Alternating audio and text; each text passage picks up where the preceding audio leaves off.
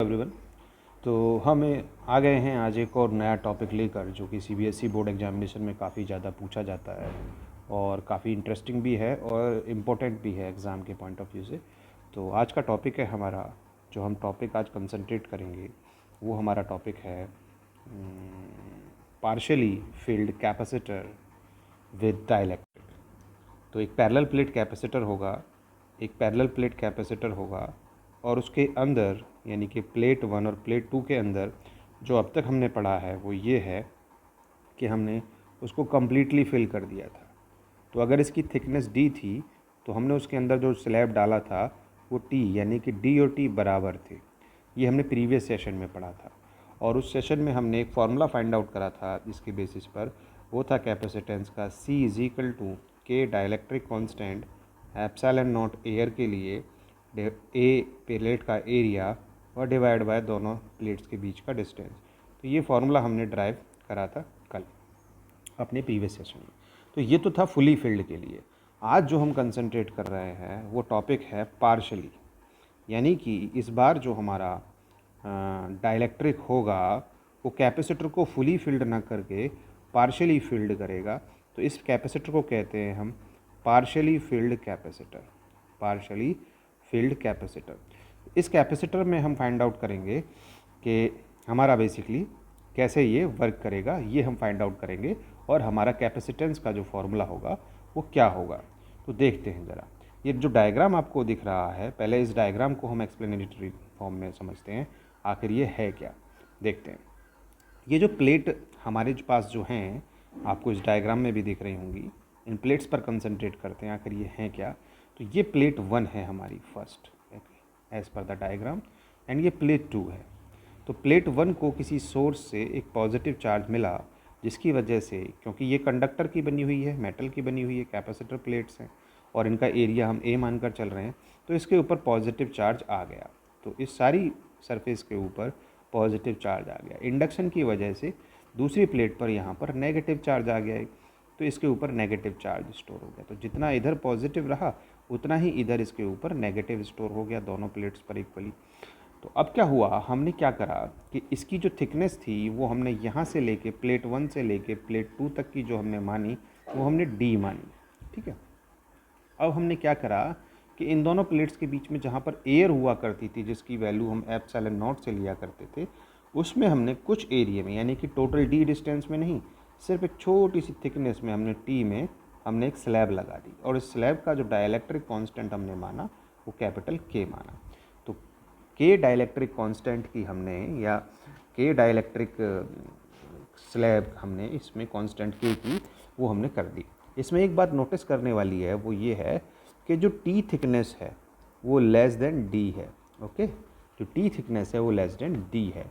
जो कल हमने फुली फिल्ड कैपेसिटर करा था उसमें जो टी थिकनेस थी वो इक्वल टू डी थी, जो कि दोनों प्लेट के बीच में इंट्रोड्यूस की गई थी। तो अब हम देखते हैं पार्शियली फिल्ड कैपेसिटर में कैसे काम करता है। तो अगर हम मानकर चलें कि ये पार्शियली फिल्ड है तो इसमें कुछ एरिया एयर का भी होगा और कुछ एरिया उस डाइलेक्ट्रिक स्लैब का भी होगा। तो सबसे पहले हम इलेक्ट्रिक फील्ड इंटेंसिटी निकालते हैं उस रीजन में जहाँ पर एयर भरी हुई है। तो हम निकाल रहे हैं इलेक्ट्रिक फील्ड इंटेंसिटी। सबसे पहले हम ये निकालेंगे जिससे कि हमें अपने कैपेसिटेंस को निकालने में मदद मिले। तो इलेक्ट्रिक फील्ड इंटेंसिटी कहाँ की निकालनी है, in the region of air. तो जहाँ पर एयर फील्ड है वहाँ की हमें इलेक्ट्रिक फील्ड इंटेंसिटी निकालनी, एयर बिटवीन दी प्लेट्स। तो जो हमारी कंडक्टिंग प्लेट हैं, ये जो हमने डायग्राम में देखेंगे वापस से, प्लेट 1 और प्लेट 2 के बीच में हमारा यहाँ पर ये वाला जो वाइट सा पोर्शन है, ये सारा का सारा ये वाला यहाँ पर हम इलेक्ट्रिक फील्ड पहले कैलकुलेट कर रहे हैं और उस इलेक्ट्रिक फील्ड को हम ये मानकर चल रहे हैं कि यहाँ पर जो फील्ड है वो एयर है। तो एयर के लिए हम पहले निकाल रहे हैं क्या, इलेक्ट्रिक फील्ड इंटेंसिटी। तो इलेक्ट्रिक फील्ड इंटेंसिटी को हम उसको मानकर चलते हैं ई नॉट, और इलेक्ट्रिक फील्ड इंटेंसिटी का चार्ज डेंसिटी और एप्सिलॉन नॉट के साथ एरिया के लिए, यानी कि एक प्लेट के लिए, ये होता है फॉर्मूला। और हम जानते हैं बहुत अच्छी तरह से सिग्मा जो होता है वो चार्ज डेंसिटी होता है जो कि Q अपॉन A होता है। तो इसको हम इसमें यूज़ करेंगे यहाँ पर और इसको हम रिप्लेस कर देंगे। एप्सिलॉन नॉट जो हमारा आ जाएगा वो क्या आ जाएगा, वो आ जाएगा Q upon epsilon not as it is A। तो ये हमारी वैल्यू आ जाएगी जब जब हमारा एयर के जो एयर वाला जो स्पेस है उसमें। और दूसरा इलेक्ट्रिक फील्ड होगा इनसाइड द डाइलेक्ट्रिक स्लैब।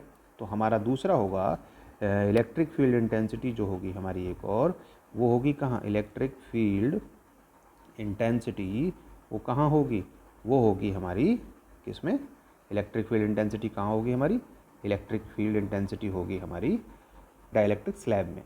ठीक है ना, तो इस बार होगी हमारी डाइलेक्ट्रिक स्लैब में। तो डाइलेक्ट्रिक स्लैब में हमारी इंटेंसिटी होगी, intensity in the dielectric slab. तो डाइलेक्ट्रिक स्लैब को हम बेसिकली टी थिकनेस का मानकर चले हैं। तो डाइलेक्ट्रिक स्लैब को हम टी थिकनेस का मानकर चले हैं, उसी हिसाब से हम इसको निकालेंगे। तो हमारा जो रिलेशन आता है इलेक्ट्रिक फील्ड जो कि डाइलेक्ट्रिक स्लैब वाला है, जो डाइलेक्ट्रिक कांस्टेंट के लिए, और जो एयर वाला जो इलेक्ट्रिक फील्ड है उसके साथ ये रिलेशन बनता है जो कि हम अपने प्रीवियस सेशंस में डिस्कस कर चुके हैं। इसका डायरेक्टली हम यूज़ करेंगे यहाँ पर। तो E इज इक्वल टू, हम E नॉट यहाँ पर ऊपर से रिप्लेस कर देंगे। तो हमारे पास 1/k तो एज इट इज़ रहेगा, जो E नॉट की जगह आ जाएगा वो आ जाएगा 5 एप्सिलॉन नॉट A। तो हमारे पास जो बनकर फॉर्मूला आ गया वो फॉर्मूला बनकर आ गया इस वक्त जो नया वाला इलेक्ट्रिक फील्ड, या बोले तो टी थिकनेस में या डाइलेक्ट्रिक के अंदर जो इलेक्ट्रिक फील्ड है वो हमारा ये फॉर्मूला बनकर आ गया। तो हमारे पास दो इलेक्ट्रिक फील्ड हो गए मोटे मोटे, एक तो इलेक्ट्रिक फील्ड हमारे पास ये हो गया और एक इलेक्ट्रिक फील्ड हमारे पास ये हो गया। तो हमारे पास दो इलेक्ट्रिक फील्ड हो गए, बेसिकली हम दो इलेक्ट्रिक फील्ड के साथ वर्क करेंगे यहाँ पर। तो कैसे हो गए ये देखते हैं ज़रा इसमें। तो ये दोनों इलेक्ट्रिक फील्ड को लेकर हम आगे चलेंगे और देखेंगे कि हमारा जो पोटेंशियल डिफरेंस है वो क्या आता है। ठीक है ना। तो अगर हम E नॉट की बात करें तो E नॉट जो इलेक्ट्रिक फील्ड है exist only exist over a distance, जो टोटल डिस्टेंस है उसमें से d माइनस टी पर एग्जिस्ट करता है सिर्फ। और जो E इलेक्ट्रिक फील्ड है it exist over t distance, over distance t। As per the diagram also हमने यही लिया है। तो ये तो t पर d माइनस टी पर एग्जिस्ट कर रहा है और डाइलेक्ट्रिक वाला t पर एग्जिस्ट कर रहा है। तो हमारा पोटेंशियल क्या होगा, तो पोटेंशियल डिफरेंस बिटवीन प्लेट्स वो हो जाएगा हमारा v इज इक्वल टू, तो एक तो बार तो लेंगे हम एयर के लिए E not into distance, potential gradient वाले फॉर्मूले से d minus t into distance आ गई है। और एक आ जाएगी हमारा जो डाइलेक्ट्रिक स्लैब का इलेक्ट्रिक फील्ड है उसमें जो उसकी डिस्टेंस है वो, तो ये तो एक फील्ड पोटेंशियल हमारा ये होगा और एक पोटेंशियल ये होगा, दोनों को हमने एल्जेब्रिक सम कर दिया जिससे कि हमारा रिजल्टेंट पोटेंशियल डिफरेंस निकल आया दोनों प्लेट्स के बीच का। तो ये हमारा बेसिकली हो गया पोटेंशियल डिफरेंस। अब इसमें देखते हैं E नॉट और E की वैल्यू रखने पर ये इक्वेशन किस तरीके से अपना फॉर्म लेती है। तो E नॉट की वैल्यू हमारे पास है Q upon epsilon not A और D minus T as it is. और E की वैल्यू हमने जस्ट अभी कैलकुलेट करी इक्वेशन नंबर 2 में, वो है हमारी Q अपॉन, उसमें क्या आ जा रहा है, उसमें आ जा रहा है सिर्फ एक डाइलेक्ट्रिक कांस्टेंट, बाकी सारी चीज़ें वही हैं एप्सिलॉन नॉट इंटू A। तो जो डिफरेंस है वो डाइलेक्ट्रिक कांस्टेंट का है और T हमारा एज इट इज आ गया यहाँ पर, T जो है हमारा वो एज इट इज आ गया। तो हमारी इक्वेशन में अगर आप इसमें देखोगे तो कौन कौन सी क्वांटिटी कॉमन आ रही है ज़रा उनको नोटिस कर लेते हैं। तो हमारा जो कॉमन क्वांटिटी आ रही है, एक तो ये वाली क्वांटिटी कॉमन आ रही है सारी की सारी, ये वाली क्वांटिटी ये ब्रैकेट के आउटसाइड आ जाएगी, और एक ये वाली क्वांटिटी कॉमन आ रही है, बाकी सब ब्रैकेट के अंदर रह जाएगा। ठीक है, तो इन दोनों क्वांटिटीज़ को हम ब्रैकेट के बाहर कॉमन ले लेते हैं और देखते हैं कि हमारा क्या बनता है नेक्स्ट इक्वेशन।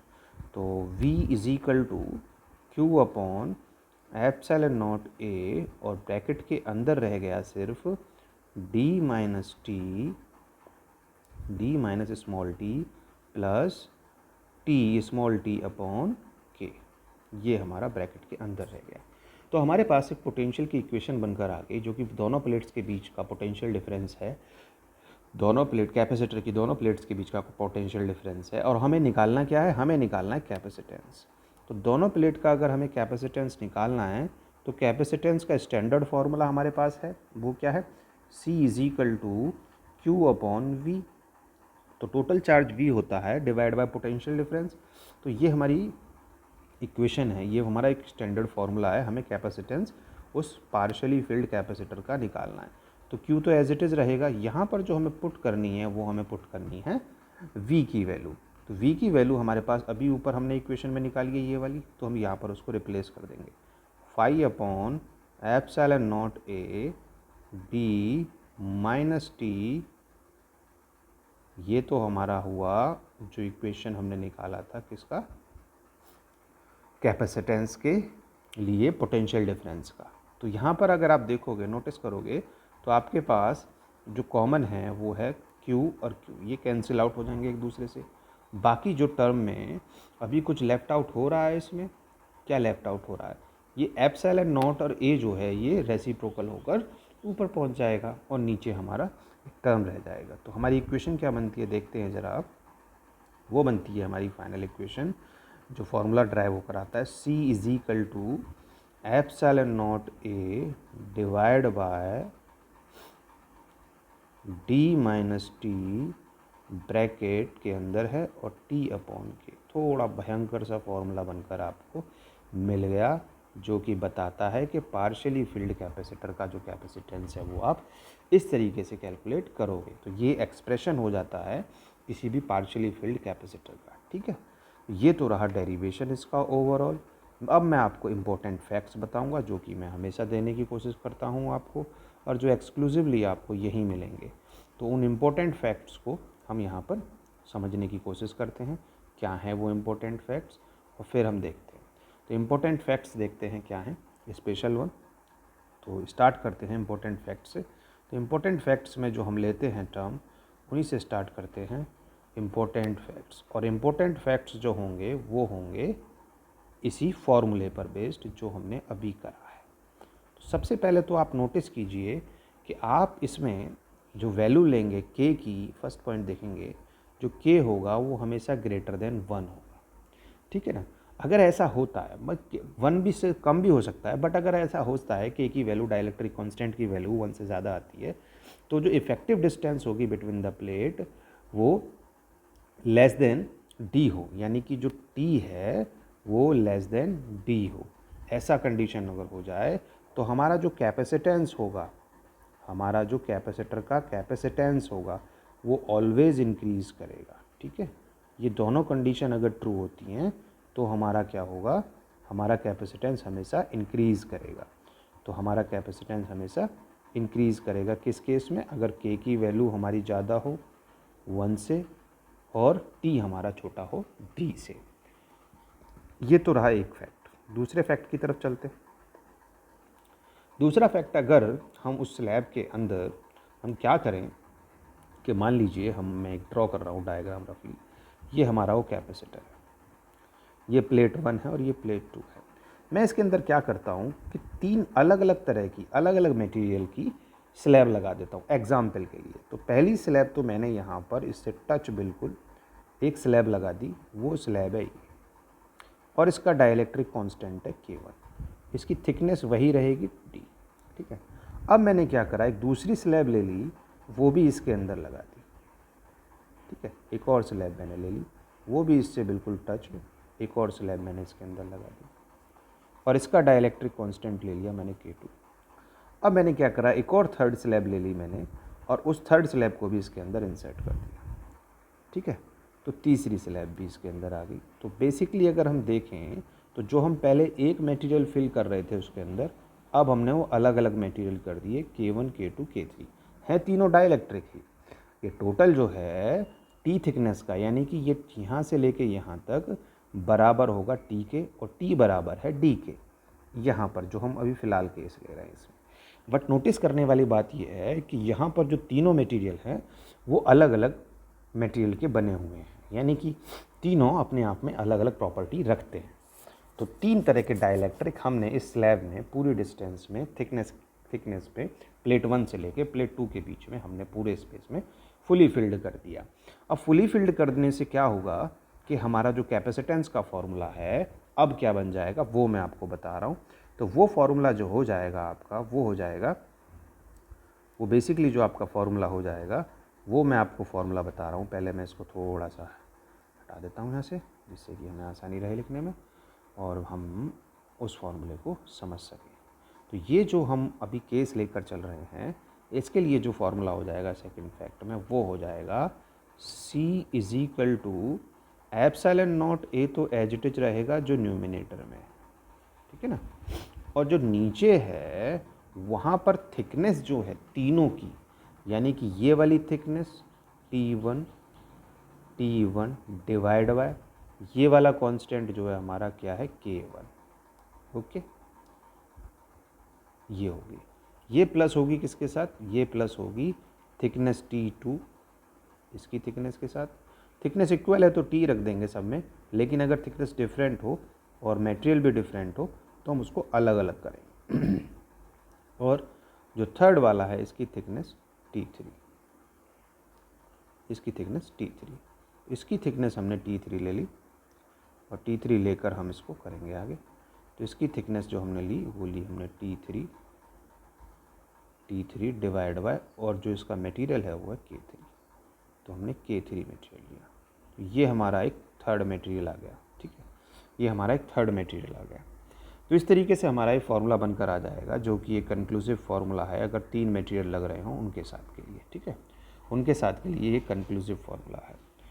तो इस तरीके से ये चलता है इसमें। अब हमारा जो थर्ड फैक्ट आएगा वो भी आप उसको भी समझते चले।